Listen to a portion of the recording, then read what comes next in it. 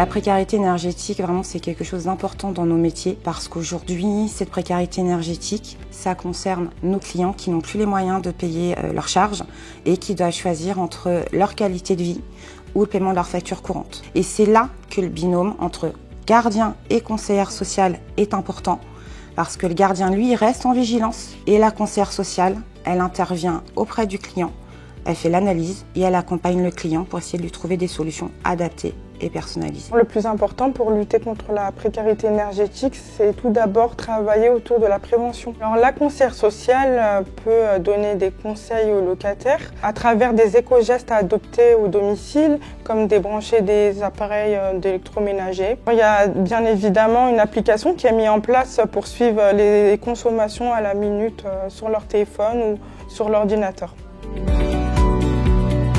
Première chose à savoir, la source d'information, c'est le gardien.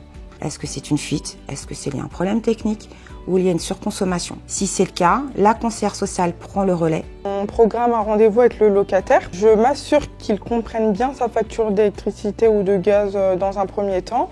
Ensuite, on peut très bien appeler le fournisseur d'énergie avec le locataire à côté pour qu'il essaie de comprendre, de poser les questions qu'il faut. Et bien sûr, montrer au locataire des éco-gestes à adopter au domicile. Dans le cadre où le locataire est en incapacité de payer sa facture, on va solliciter des aides auxquelles il est éligible ou on va orienter le locataire vers des partenaires externes. C'est un travail d'équipe, on échange beaucoup entre conseillères sociales, mais aussi avec le pôle action sociale qui nous permet souvent de nous donner des nouveaux dispositifs en vue des évolutions. Les dispositifs qu'on peut avoir, le dispositif SLIM, le dispositif de fonds de solidarité logement et le fonds d'aide à l'énergie. En plus de ces dispositifs, nous avons aussi le fonds de solidarité énergie qui a mis en place le groupe CDC Habitat, qui est un plan d'appurement pour faciliter les paiements des charges quand les gens ont des difficultés, et aussi une aide financière qui permet de minorer temporairement leur loyer grâce à une enveloppe budgétaire de 1,15 million d'euros mis à disposition par le groupe.